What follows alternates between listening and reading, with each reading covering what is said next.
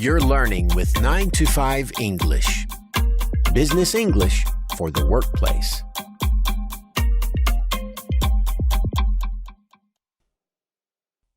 Hi, Tim here with another 9 to 5 English lesson. Last time, we had a look at how to start a conversation. In this lesson, we're going to learn how to keep a conversation going. After all, there's no point in striking up a conversation with someone if you can't keep it going. But what does that involve? I mean, it's more than just asking and answering questions, right? So, what kinds of things can we say or do to make the conversation flow naturally? Well, one important way that we keep a conversation going is by showing interest in what someone says. If a person makes a comment about something, like the weather or work, you need to respond with interest. So what can we say to show we're interested? Well, there are a few ways we can do this. First, you can give an expression of interest, like, "Really?" or "Is that right?" Then, you can make a comment or question about it. You might also just pick out one idea that the person mentioned and make a little question about it. Let's practice some examples of showing interest in this way. Listen to each example, then repeat it yourself. Ready? Let's get started. Is that right? Wow, I hear it's beautiful this time of year.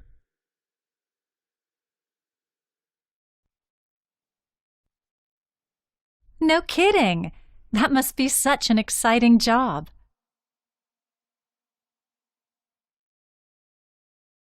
Oh, really? That must have been amazing. Is that right? So then what did he say?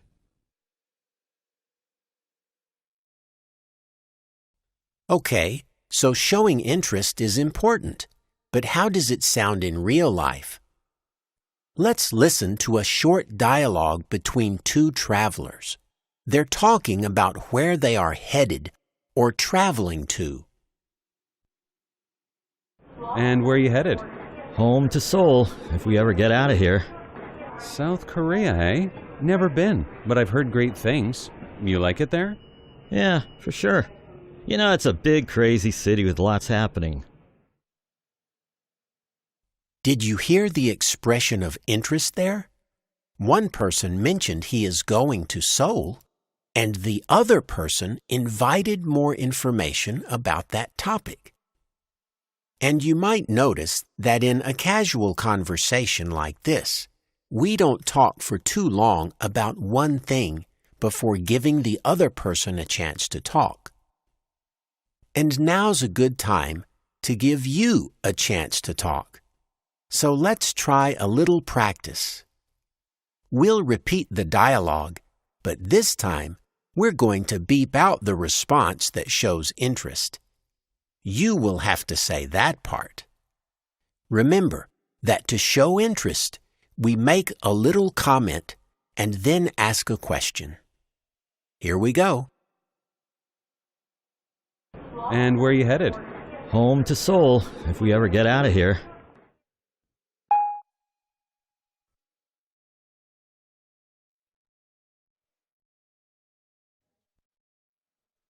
Yeah, for sure. You know, it's a big, crazy city with lots happening. Nice work. Now, a conversation doesn't just continue on one topic forever, right? At some point, the speakers change the subject. But you can't just suddenly start talking about something different. That would be strange, because natural conversation flows. It doesn't jump around. So exactly how do we change the subject? Well, you need a little transition. Just a little word or expression that means, hey, let's talk about something different now.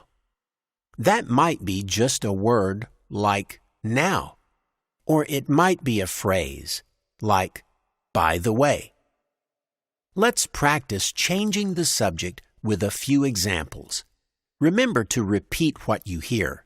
Ready? Let's give it a try. Speaking of summer, how does our third quarter look?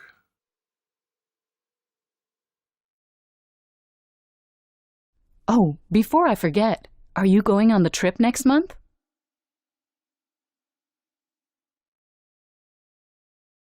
By the way, did I tell you that we're headed to Hawaii at Christmas?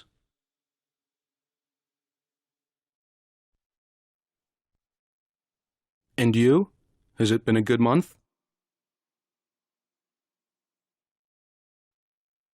As you can see, you can change the subject to several different topics. You might want to move the conversation toward work, or to recent events, or to travel plans, or if you think you've talked a lot about yourself, you might want to change the topic to the other person. So, as we've seen, conversation flows from topic to topic and back and forth between people. But what about ending a conversation? What do you say when you want to draw it to a close? Well, all you need is some kind of excuse or reason for leaving. Maybe you need to use the restroom or make a phone call.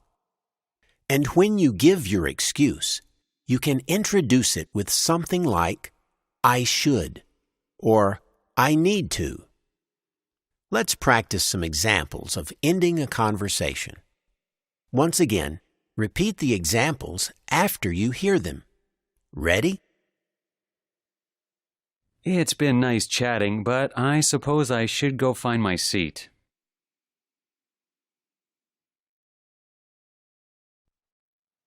It's getting pretty late, and I should really be heading home.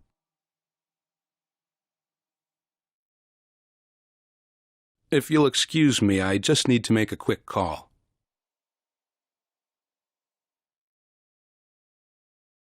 Well, I shouldn't leave my husband sitting there alone for too long.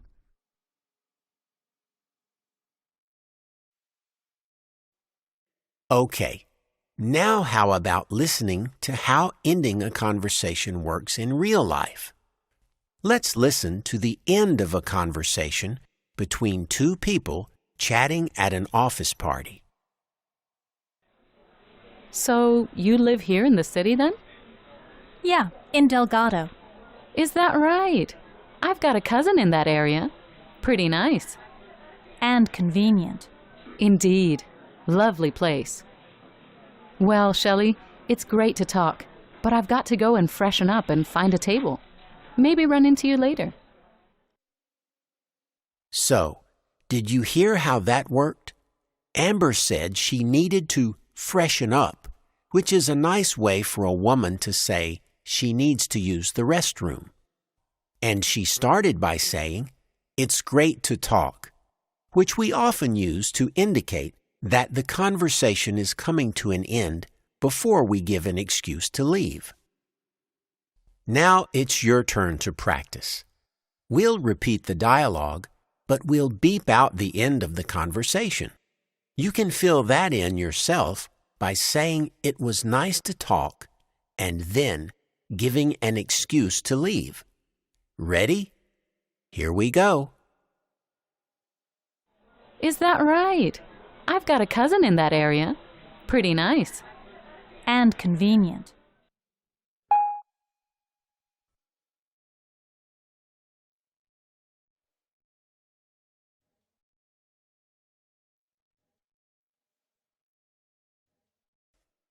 All right. Now that we've looked at how to end a conversation, it's time for us to end this lesson. Besides learning how to end a conversation, we've looked at some ways of keeping it going by showing interest or changing the subject. We'll be back soon with another 925 English lesson. Until then, so long and happy learning.